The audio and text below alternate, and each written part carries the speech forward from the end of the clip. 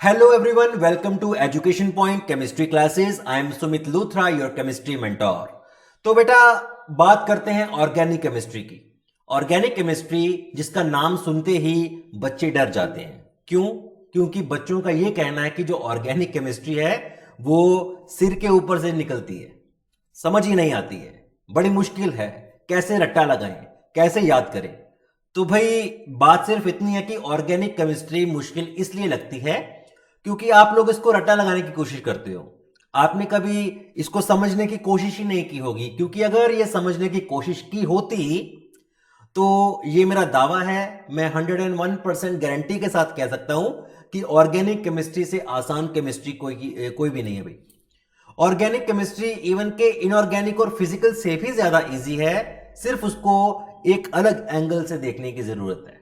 सबसे आसान केमिस्ट्री है और बिल्कुल नेचुरल है, कोई इसमें तगड़म तगड़म रिएक्शन नहीं होंगे बेटा, आसान सी चीजें हैं इसमें। तो चलिए देखते हैं कि ऑर्गेनिक केमिस्ट्री क्यों मुश्किल लगती है बच्चों को। मेरे को तो नहीं लगती, ठीक है। बड़ी प्यारी सी केमिस्ट्री है, बड़ी सिंपल सी केमिस्ट्री है और इसमें रट्टा लगाने की जरूरत नहीं है, लिखने की ज्यादा जरूरत नहीं पड़ती है। सिर्फ आपको क्या करना होता है कि जो रियलिटी है टू द पॉइंट इसका आंसर होता है और बेटा फुल मार्क्स मिलते हैं।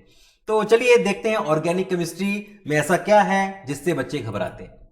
तो चलिए स्टार्ट करते हैं बेटा ऑर्गेनिक केमिस्ट्री के बेसिक प्रिंसिपल्स एंड टेक्निक्स। ये चैप्टर नंबर 11 है हमारी +1 क्लास में, 11th क्लास का टॉपिक है ये। तो चलिए देखते हैं कि ऑर्गेनिक केमिस्ट्री में ऐसा क्या है। तो सबसे पहले इंट्रोडक्शन से शुरू करेंगे। तो भाई ऑर्गेनिक, ऑर्गेनिक मतलब ऑर्गन्स। तो ऑर्गन्स कहां होते हैं? जो लिविंग बींग्स होते हैं उनके कुछ ना कुछ ऑर्गन्स होते हैं। तो विदाउट ऑर्गन्स लाइफ एग्जिस्ट नहीं कर सकती।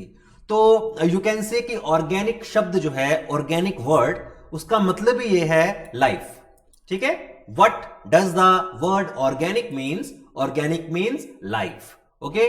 तो भाई जब तक ऑर्गन्स नहीं होंगे तब तक लाइफ एग्जिस्ट नहीं करती है। तो जो चीज ऑर्गेनिक है इसका मतलब है कि वो लिविंग है, और अगर वो लिविंग है तो इसका मतलब है कि ऑर्गेनिक का मतलब होगा लाइफ से जुड़ी हुई चीजें, जिंदगी से जुड़ी हुई चीजें, ठीक है, जिसमें जान होती है। तो ऑर्गेनिक कंपाउंड्स वो कंपाउंड्स होते हैं जो लिविंग बींग से प्राप्त किए जाते हैं। अब ये लिविंग बींग का मतलब क्या होता है? लिविंग ऑर्गेनिजम्स मतलब प्लांट्स और एनिमल्स। जो कंपाउंड्स हमें जीवित वस्तुओं से मिलते हैं, जीवित जैसे जानवर, प्लांट्स या ह्यूमन बींग, ठीक है, ये जीवित चीजें हैं। इनके अंदर जो कंपाउंड्स बनते हैं या इनसे जो चीजें डिराइव की जाती हैं उन्हें हम कहते हैं ऑर्गेनिक कंपाउंड्स, ओके। तो आपको इतना समझ लग गया। तो भाई फिर ऑर्गेनिक केमिस्ट्री क्या केमिस्ट्री है? ऑर्गेनिक केमिस्ट्री कौन सी केमिस्ट्री है? तो ऑर्गेनिक केमिस्ट्री वो ब्रांच है केमिस्ट्री की जो लिविंग ऑर्गेनिज्म से प्राप्त किए गए कंपाउंड्स को स्टडी करती है, मतलब ऑर्गेनिक कंपाउंड्स को स्टडी करती है। ऑर्गेनिक कंपाउंड्स मतलब compounds extracted from living beings. तो उनकी स्टडी को हम बेटा ऑर्गेनिक केमिस्ट्री कहते हैं और इसको एक सेपरेट ब्रांच के तौर पर पढ़ा जाता है, ठीक है। इनको हम एक सेपरेट ब्रांच के तौर पर पढ़ते हैं क्योंकि इसकी जो प्रॉपर्टीज हैं, इसके जो रिएक्शंस हैं, इसके जो कैरेक्टरिस्टिक्स हैं वो बिल्कुल डिफरेंट होते हैं इनऑर्गेनिक केमिस्ट्री से, डिफरेंट होते हैं फिजिकल केमिस्ट्री से। तो इसलिए हम इसको सेपरेट ब्रांच के तौर पर स्टडी करते हैं। ऑर्गेनिक कंपाउंड्स जो होते हैं उनमें कार्बन का होना अनिवार्य है, कंपलसरी है। दुनिया का कोई भी ऐसा ऑर्गेनिक कंपाउंड नहीं है बेटा जिसके अंदर कार्बन नहीं होते, ठीक है। तो ऑर्गेनिक केमिस्ट्री मतलब कार्बन के कंपाउंड्स की केमिस्ट्री, क्योंकि कार्बन के बिना कोई भी ऑर्गेनिक कंपाउंड नहीं होता है। इसलिए हम कई बार ऑर्गेनिक कंपाउंड्स को कार्बन कंपाउंड्स भी कह देते हैं। और कार्बन ही क्यों? क्योंकि कार्बन के अंदर कुछ प्रॉपर्टीज होती हैं जैसे कि catenation, tetravalency, multiplicity of bonds. तो इस तरह की कुछ प्रॉपर्टीज में अगर मैं कहूं कि सबसे इंपॉर्टेंट प्रॉपर्टी है तो वो है उसकी कैटिनेशन। कैटिनेशन एक ऐसी प्रॉपर्टी होती है जिसमें कार्बन दूसरे कार्बन के साथ बॉन्ड बनाता है और दूसरा कार्बन तीसरे के साथ बॉन्ड बनाता है, तीसरा चौथे के साथ, इस तरह से लंबी लंबी चेन्स इनकी बनती हैं, ठीक है। तो उस चेन्स के कारण ऑर्गेनिक कंपाउंड्स की गिनती इतनी ज्यादा हो जाती है कि इसे हम एक अलग ब्रांच के तौर पर पढ़ते हैं, ओके। तो ऑर्गेनिक केमिस्ट्री को हम अगर कार्बन केमिस्ट्री भी बोल देंगे तो इसमें कोई शक नहीं है, क्योंकि ऑर्गेनिक कंपाउंड्स कार्बन के ही कंपाउंड्स होते हैं। लेकिन अब आप बोलोगे कार्बन के तो और बहुत सारे कंपाउंड्स होते हैं। तो देखो बेटा, ऑर्गेनिक कंपाउंड्स का मतलब है कंपाउंड्स विच कंटेन कार्बन, लेकिन इसका मतलब ये बिल्कुल नहीं है कि कार्बन डाइऑक्साइड, कार्बन मोनोऑक्साइड या सोडियम कार्बोनेट ये सब भी ऑर्गेनिक ही होंगे। No, these are inorganic compound. तो एक्चुअली होता क्या है मैं आपको दिखाता हूं। सपोज करो कि मेरे पास मीथेन है, ठीक है, या मेरे पास ग्लूकोज है, या मेरे पास इथेनॉल है, या CO2 है, या कार्बन मोनोऑक्साइड है, या ये सोडियम कार्बोनेट, ये मैंने कुछ कंपाउंड्स लिख दिए। तो इन कंपाउंड्स के अंदर सभी कंपाउंड्स ऑर्गेनिक नहीं है। इसमें जो कार्बन डाइऑक्साइड है, कार्बन मोनोऑक्साइड है, या जो कार्बोनेट्स और बाइकार्बोनेट्स होते हैं, ये बेटा कभी भी ऑर्गेनिक नहीं होते, ये इनऑर्गेनिक होते हैं। ठीक है, अब आप देख सकते हैं कि जिन कंपाउंड्स के अंदर कार्बन है वो तो ऑर्गेनिक कहलाएंगे, और जिनके अंदर कार्बन है या नहीं है वो इनऑर्गेनिक की फॉर्म में भी है। तो अभी फिलहाल आप इनऑर्गेनिक कंपाउंड्स को देखिए, और ऑर्गेनिक कंपाउंड्स के अंदर कुछ कंपाउंड्स की जो एक्सेप्शन थी वो मैं आपको बता देता हूं कि कार्बन डाइऑक्साइड, कार्बन मोनोऑक्साइड और मेटल कार्बोनेट्स, बाइकार्बोनेट्स और साइनेट्स, इनको इनऑर्गेनिक कंपाउंड में ही इंक्लूड किया गया है, क्योंकि इसमें जो कार्बन है या जो कंपाउंड है वो ऑर्गेनिक कंपाउंड्स की प्रॉपर्टीज को फॉलो नहीं करता है। ठीक है, तो ऑर्गेनिक प्रॉपर्टीज की जो ऑर्गेनिक कंपाउंड्स की जो प्रॉपर्टीज होती हैं वो बिल्कुल डिफरेंट होती हैं इनऑर्गेनिक कंपाउंड से। इसलिए ये जो कार्बन मोनोऑक्साइड है या कार्बन डाइऑक्साइड है, ये या फिर मेटल कार्बोनेट्स हैं या बाइकार्बोनेट्स हैं या साइनेट्स हैं, ये इनऑर्गेनिक केमिस्ट्री में ही इंक्लूड किए जाते हैं, ऑल्दो दे कंटेन कार्बन्स। ठीक है, तो कार्बन का मतलब ये होता है, देखिए जो ऑर्गेनिक कंपाउंड्स हैं वो कार्बन कंपाउंड्स हैं, लेकिन कार्बन कंपाउंड्स इनऑर्गेनिक भी हो सकते हैं। कब? जब ये मोनोऑक्साइड, डाइऑक्साइड, कार्बोनेट्स, बाइकार्बोनेट्स और साइनेट्स की फॉर्म में हो, बस। बाकी सारे कार्बन के जो कंपाउंड्स हैं उन्हें हम ऑर्गेनिक कंपाउंड्स ही बोलते हैं। तो अगर मैं करेक्ट क्लासिफिकेशन करना चाहूं, पहले जो मैंने की थी वो इनकरेक्ट थी, तो भाई जो CO2 है या कार्बन मोनोऑक्साइड था या जो कार्बोनेट थे या बाइकार्बोनेट, वो सारे इस साइड में आ जाएंगे, यानी कि इनऑर्गेनिक कंपाउंड में शामिल होंगे, ना कि ऑर्गेनिक कंपाउंड में। ऑर्गेनिक में सिर्फ मीथेन, इथेनॉल और ग्लूकोज, ये तीन चीजें ही रहेंगी इस टेबल के अंदर। आगे चलते हैं। ऑर्गेनिक कंपाउंड्स और इनऑर्गेनिक कंपाउंड्स में अंतर क्या है? जो बेटा ऑर्गेनिक कंपाउंड्स हैं वो हम प्राप्त करते हैं लिविंग ऑर्गेनिज्म से। लिविंग ऑर्गेनिज्म का मतलब प्लांट से, एनिमल से। लेकिन जो इनऑर्गेनिक कंपाउंड्स हैं वो हमें कहां मिलते हैं? वो हमें मिलते हैं अर्थ में, या उसको लेबोरेटरी में हम प्रिपेयर कर लेते हैं। तो ऑर्गेनिक की अगर मैं एग्जांपल बताऊं तो जैसे शुगर है, शुगर कहां से मिलती है? हमें शुगर केन से मिलती है। तो शुगर केन एक प्लांट है, ठीक है। इसके अलावा अगर मैं बात करूं यूरिया, तो यूरिया कहां मिलता है? यूरिन में, एनिमल के यूरिन के अंदर यूरिया होता है, तो इसलिए ये एक ऑर्गेनिक कंपाउंड माना गया है। अगर मैं बात करूं इनऑर्गेनिक कंपाउंड्स की, तो नॉन लिविंग ऑर्गेनिज्म से प्राप्त होने वाले कंपाउंड्स को हम इनऑर्गेनिक कंपाउंड्स बोलते हैं। ये कहां कहां से प्राप्त हो सकते हैं? रॉक से प्राप्त हो सकते हैं, जैसे पत्थर हो गए, ये एक इनऑर्गेनिक कंपाउंड है। या फिर ये मिनरल से मिल सकते हैं। मिनरल का मतलब जैसे ओर्स एंड मिनरल्स होते हैं ना, गैलेना, बॉक्साइट वगैरह, तो ये उनसे भी हमें प्राप्त हो जाते हैं। यानी कि जो चीजें हमें अर्थ से मिलती हैं, अर्थ से, जमीन से, पृथ्वी से, एटमॉस्फेयर से, वो होती हैं हमारी इनऑर्गेनिक, और जो हमें लिविंग ऑर्गेनिज्म से मिलेंगी वो होंगी हमारी ऑर्गेनिक। सिंपल सी बात है। 1815 में, इन 1815, बर्जिलियस नाम का एक साइंटिस्ट था। देखिए अंग्रेज की औलाद है ये। देखो बेटा, दिस इज बर्जिलियस। तो बर्जिलियस ने एक थ्योरी दी जिसे कहा जाता है वाइटल फोर्स थ्योरी। तो बर्जिलियस ने बोला कि इस दुनिया में ऑर्गेनिक कंपाउंड बनाने के लिए एक स्पेशल काइंड ऑफ फोर्स चाहिए, ठीक है, एक स्पेशल काइंड ऑफ फोर्स चाहिए। उस फोर्स के इन्फ्लुएंस के अंदर ही कोई ऑर्गेनिक कंपाउंड बन सकता है, और वो फोर्स होती है जीवित प्राणियों में, ठीक है। जो मर चुके होते हैं, डेड बॉडीज, उसमें भी वो फोर्स नहीं होती है। वो फोर्स का नाम रखा उसने वाइटल फोर्स। तो ऑर्गेनिक कंपाउंड के बनने के लिए एक स्पेशल काइंड ऑफ फोर्स चाहिए, और वो फोर्स सिर्फ जीवित प्राणियों में होती है, लिविंग ऑर्गेनिज्म में होती है, तो इसलिए ऑर्गेनिक कंपाउंड्स उसी के अंदर बनते हैं, ये कहा बर्जीलियस ने। लेकिन उसके बाद क्या हुआ, 1828 में यानी कि 13 साल के बाद वोहलर नाम का एक साइंटिस्ट था, तो वो क्या कर रहा था कि वो अमोनियम साइनेट, ठीक है, वो अमोनियम साइनेट के साथ एक एक्सपेरिमेंट कर रहा था, उसका बॉइलिंग पॉइंट चेक कर रहा था, लेकिन बॉइलिंग पॉइंट चेक करते करते वो ओवरहीट हो गया, उसका ध्यान भटक गया और वो ओवरहीट हो गया। जैसे वो ओवरहीट हुआ तो अचानक से क्या हुआ कि वो यूरिया में कन्वर्ट हो गया। तो यूरिया तो एक ऑर्गेनिक कंपाउंड है और अमोनियम साइनेट एक इनऑर्गेनिक कंपाउंड है। तो अगर कोई ऑर्गेनिक कंपाउंड इनऑर्गेनिक कंपाउंड से बनता है तो इसका मतलब है कि उसका सोर्स लिविंग की बजाय नॉन लिविंग हो गया, ठीक है। तो अगर कोई ऑर्गेनिक कंपाउंड लिविंग बॉडीज की जगह नॉन लिविंग से बन रहा है तो इसका मतलब है कि जो ब्राजीलियस की थ्योरी थी, जिसे हमने बोला था वाइटल फोर्स थ्योरी, वो गलत है, ठीक है, वो गलत है। तो उसने क्या किया, अमोनियम साइनेट लिया, अमोनियम साइनेट को उसने ओवरहीट कर दिया, ठीक है। ओवरहीट करने पर उसको क्या मिला, यूरिया। तो यूरिया जब उसको मिला तो वो खुद हक्का बक्का रह गया, हैरान रह गया कि ये तो सिर्फ वाइटल फोर्स के अंदर ही बन सकता है, तो ये कैसे बन गया मुझसे।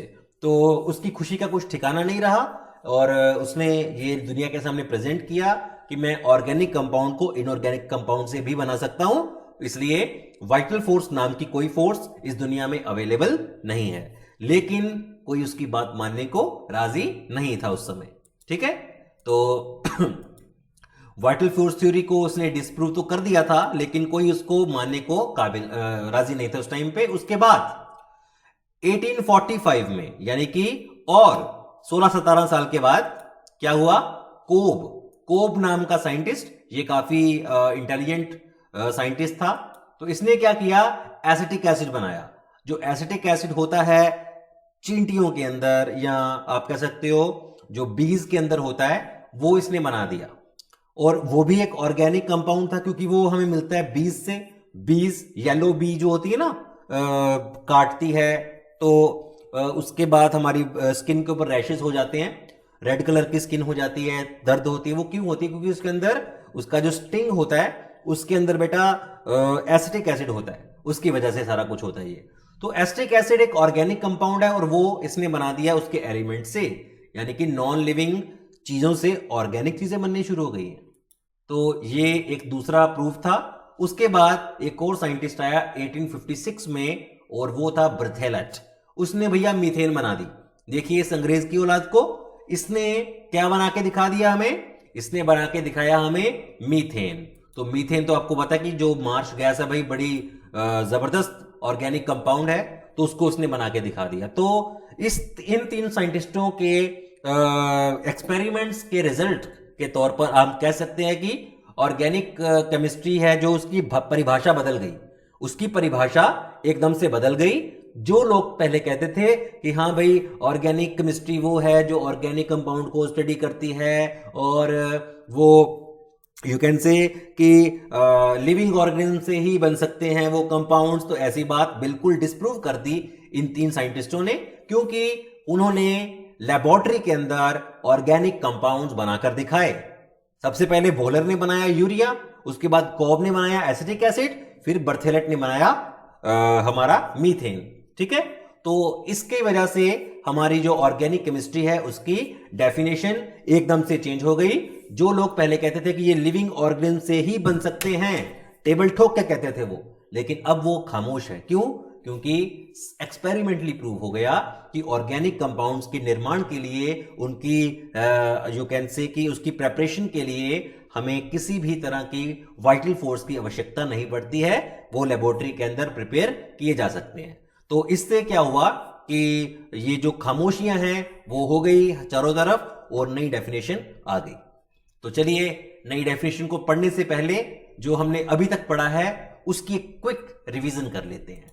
तो पहला सवाल, ऑर्गेनिक कंपाउंड्स कहां से एक्सट्रैक्ट किए जाते हैं? Option A living organism, option B non living organism, option C earth crust and option D C. तो अगर मैं नेचुरली बात करूं तो ऑर्गेनिक कंपाउंड लिविंग ऑर्गेनिज्म से ही प्राप्त किए जाते हैं। प्लांट से और एनिमल से। उनको प्रिपेयर किया जा सकता है लेबोरेटरी के अंदर, वो बात की बात है, लेकिन फिलहाल एक्सट्रैक्टेड कहां से होते हैं? एक्सट्रैक्टेड तो बेटा लिविंग ऑर्गेनिज्म से ही होते हैं। तो हमारा जो आंसर है दैट इज ए, यानी कि first option is my answer, living organism. अगला सवाल, नेक्स्ट क्वेश्चन। पहला बनाया गया ऑर्गेनिक कंपाउंड यूरिया कहां से ऑब्टेन किया गया? अमोनियम साइनाइड से, या फिर अमोनियम साइनेट से, या फिर अमोनियम नाइट्रेट से, या फिर इन तीनों से? तो भाई तीनों से तो एक ही चीज नहीं बनेगी, तो इसका जवाब है बी, यानी कि second option is the answer, ammonium cyanate. तो आगे चलते हैं, ऑर्गेनिक केमिस्ट्री की इंपॉर्टेंस क्या है हमारी डेली लाइफ में। तो बेटा आप बस ये सोच लीजिए कि अगर ऑर्गेनिक कंपाउंड्स ना होते तो हम भी नहीं होते, ठीक है, बस इतनी सी इंपॉर्टेंस है और कुछ नहीं है। अगर ऑर्गेनिक कंपाउंड्स ना होते तो तुम ना होते, ना मैं होता, ठीक है, तो ना तुम होते ना हम, ठीक है, तो बस इतनी इंपॉर्टेंस है और कुछ नहीं है। हम भी नहीं होते, हमारा खाना भी नहीं होता, हमारा कपड़ा भी नहीं होता, हमारा मकान भी नहीं होता, हमारे प्लास्टिक्स भी नहीं होते, कुछ भी नहीं होता बेटा। तो इतनी सी इंपॉर्टेंस है बस, और कुछ खास नहीं, ठीक है। चलो देखते हैं importance of organic chemistry. Organic compounds कहां कहां पर यूज किए जाते हैं? तो पहला नंबर 1 अगर मैं बात करूं तो फार्मास्यूटिकल इंडस्ट्रीज में, यानी कि दवाइयों में, मेडिसिन, ठीक है, जो मेडिसिन होती हैं बेटा वो सारी की सारी ऑर्गेनिक कंपाउंड्स होती हैं। इसके अलावा कुछ सॉल्ट्स भी होते हैं जो इनऑर्गेनिक होते हैं, लेकिन ज्यादातर दवाइयों में ऑर्गेनिक कंपाउंड्स का प्रयोग किया जाता है। तो इसलिए मेडिसिन के तौर पर आप ऑर्गेनिक कंपाउंड्स को यूज करते हैं अपनी डेली लाइफ में। So it is a very good thing. और इसकी फर्स्ट इंपॉर्टेंस, अगर किसी की जान बचाने के काम आ रहा है बेटा ऑर्गेनिक कंपाउंड, तो इससे बड़ी बात क्या हो सकती है? इसके बिना बंदा मर जाता है, दवाइयों के बिना। पेट्रोलियम इंडस्ट्रीज, अगर आपने यहां से वहां, वहां से यहां आना हो तो पेट्रोल का इस्तेमाल करना पड़ता है। पेट्रोलियम इंडस्ट्री जैसे कि सिलेंडर, घर पे बेटा खाना खाते हो तो सिलेंडर, ठीक है, या ऑयल, डीजल, ये जो वैसलीन लगाते हो ये पेट्रोलियम जेली होती है। तो जितना भी पेट्रोलियम इंडस्ट्री है वो ऑर्गेनिक कंपाउंड्स के ऊपर ही डिपेंड करती है। पेट्रोल के अंदर ऑर्गेनिक कंपाउंड होता है जिसका नाम है ऑक्टेन, ठीक है, ऑक्टेन। तो चलिए तीसरी इसकी देखते हैं। Third is dye industries. अगर बेटा आपके कपड़े रंगीन ही ना हो तो क्या फायदा? येलो, रेड, ब्लू, ग्रीन, कितने रंगों के बेटा आप कपड़े पहनते हो? तो डाइज के बिना तो आप कह सकते हो कि विदाउट डाइज या पेंट्स आपकी दीवारें फीकी पड़ जाएंगी। तो भैया पेंट्स और डाइज इंडस्ट्री जो है वो ऑर्गेनिक कंपाउंड्स के अधीन है, उसके बिना नहीं बनती है। और काफी सारे इंडिगो, एजोडाइज वगैरह हमारी डाई इंडस्ट्री का ही प्रोडक्ट है। पॉलीमर इंडस्ट्रीज यानी कि प्लास्टिक्स, तो ये रस्सियां, ये धागे, फाइबर्स, ये सारा कुछ बेटा जो होता है, जैसे कि हमारे कपड़े भी हैं, जुराबें, जो सॉक्स होती हैं हमारी, तो वो सारा कुछ भी बेटा नायलन से बनता है, वो दैट इज ऑल्सो पॉलीमर। और polymer are also organic compounds. तो ऑर्गेनिक कंपाउंड्स की विशेषता यहां पर भी है। तो सोचिए कि इनके बिना आपकी लाइफ कैसे हो जाएगी। प्लास्टिक इंडस्ट्रीज, ये जो पानी की बॉटल्स देख रहे हो ना, या ये प्लास्टिक की थैलियां लेकर जाते हो बाजार में, ये बेटा ऑर्गेनिक केमिस्ट्री की ही देन है, ठीक है। ऑर्गेनिक कंपाउंड होता है इथीन, इथीन से बनता है पॉलीइथीन यानी कि पॉलीथीन। तो पॉलीथीन का मतलब होता है लिफाफा जो आप लेते हो। कुछ लोग लिफाफा कहते हैं, कुछ लोग पॉलीथीन कहते हैं। तो भाई ये एक्चुअली पॉलीइथीन होता है, ठीक है। तो नेक्स्ट देखते हैं कॉस्मेटिक। अरे वाह, लड़कियों का फेवरेट आ गया, ठीक है। जो गर्ल्स हैं भाई वो कॉस्मेटिक्स के बिना नहीं रह सकती है, वो खाना खाए बिना रह सकती हैं। जो मैंने जितनी चीजें पहले बताई, दवाइयां, खाना, ठीक है, प्लास्टिक बैग्स, इन सब के बिना रह सकती हैं वो, लेकिन कॉस्मेटिक्स के बिना वो नहीं रह सकती। तो मेकअप किए बिना, तो भाई मैं कह सकता हूं कि ऑर्गेनिक केमिस्ट्री का अगर सबसे बड़ा वरदान है लड़कियों के लिए तो वो है ये मेकअप का सामान या कॉस्मेटिक्स। अगली चीज है भाई फूड इंडस्ट्रीज। तो भाई खाना किसको नहीं चाहिए? इस दुनिया में हर किसी को खाना चाहिए, ठीक है। और इसमें हम यीस्ट यूज करते हैं, अल्कोहल यूज करते हैं, यू कैन से कि आप लोग बहुत सारे एंजाइम्स यूज करते हैं छोले भटूरे खाने के लिए, उसमें सोडा डाला जाता है। तो बेटा उसमें क्या होता है कि फूड इंडस्ट्रीज के अंदर भी ऑर्गेनिक कंपाउंड्स बहुत ज्यादा मात्रा में यूज किए जाते हैं। हम जब आलू खाते हैं, ठीक है, पोटैटो, तो पोटैटो के अंदर बेटा कार्बोहाइड्रेट्स होते हैं, तो एक्चुअली हम कार्बोहाइड्रेट्स ले रहे होते हैं which is the main source of energy. तो कार्बोहाइड्रेट्स आर ऑर्गेनिक कंपाउंड्स, इसलिए फूड इंडस्ट्रीज भी ऑर्गेनिक चीजों के ऊपर ही डिपेंड करती है। अगर मैं कोई फ्रूट खा रहा हूं तो वो फ्रूट मीठा है, क्यों मीठा है? क्योंकि उसके अंदर शुगर है, तो शुगर कहां से आई? ऑर्गेनिक कंपाउंड से आई। तो इस तरह की चीजें होती हैं। फर्टिलाइजर्स इंडस्ट्रीज, फूड उगेगा कैसे, कैसे हम फसलों को बेटा उगा सकते हैं जल्दी, तो उसमें हम काफी सारे फर्टिलाइजर यूज करते हैं, और दुनिया में सबसे पहला जो ऑर्गेनिक कंपाउंड बना था दैट वाज यूरिया। तो यूरिया एक बहुत ही अच्छा फर्टिलाइजर है, और ये खेतों में डाला जाता है फसलों के टाइम पर। उसके बाद टेक्सटाइल इंडस्ट्री, भिन्न भिन्न प्रकार के कपड़े जो हैं, सिल्क हो गया, सिल्क तो भैया रेशम के कीड़े से बनता है, लेकिन आप उसको रेयन बना सकते हो, आर्टिफिशियल सिल्क, और वो कैसे बनेगा? ऑर्गेनिक कंपाउंड से बनेगा। नायलन जो है वो ऑर्गेनिक कंपाउंड से बनता है। तो काफी सारे कपड़े जो हैं भैया वो टेक्सटाइल इंडस्ट्रीज भी सारी की सारी ऑर्गेनिक केमिस्ट्री के ऊपर ही डिपेंड करती है। तो कहने का मतलब है कि ऑर्गेनिक केमिस्ट्री के बिना बेटा आपकी कोई औकात नहीं है, इस दुनिया में किसी की भी कोई औकात नहीं है विदाउट ऑर्गेनिक केमिस्ट्री। तो ऑर्गेनिक केमिस्ट्री बड़ी इंटरेस्टिंग केमिस्ट्री है। देखो, इंडस्ट्री में जॉब पानी है तो भैया आपको किसी भी, जो मैंने अभी तक आपको दिखाई है ना इंडस्ट्रीज, चाहे वो पेट्रोलियम इंडस्ट्री हो, चाहे वो मेडिसिन की इंडस्ट्री हो, चाहे वो कपड़े की हो, चाहे वो फूड की हो, हर जगह पर ऑर्गेनिक केमिस्ट्री की नॉलेज काम आती है। इसके अलावा सोप इंडस्ट्रीज, ठीक है, सोप इंडस्ट्री में साबुन, शैंपू, फेस वॉश, हर कोई बेटा ऑर्गेनिक केमिस्ट्री का ही मुरीद है, ठीक है। विदाउट ऑर्गेनिक केमिस्ट्री आप इनमें से कुछ भी नहीं बना सकते हैं। तो ये था आज का लेक्चर। इसमें हमने पढ़ा कि ऑर्गेनिक केमिस्ट्री की शुरुआत कहां से हुई, कहां से ये आई और कहां तक ये जाएगी। तो आज की क्लास में बस इतना ही काफी है। Thank you very much. और आई थिंक कि आपको समझ आ गया होगा। और जाते जाते बस मैं एक बात कहूंगा कि अगर आपने अभी तक इस चैनल को सब्सक्राइब नहीं किया है तो बेटा पहले सब्सक्राइब कर लीजिए, बेल आइकन दबा दीजिए, ताकि अगले जो वीडियो आने वाले हैं उसका आपको नोटिफिकेशन मिल सके। तो आपको अगर इसके अलावा कोई और टॉपिक चाहिए जो आप जल्दी समझना चाहते हैं, पहले समझना चाहते हैं, तो उसका बेटा आप कमेंट में आप लिख कर सेंड कर सकते हैं।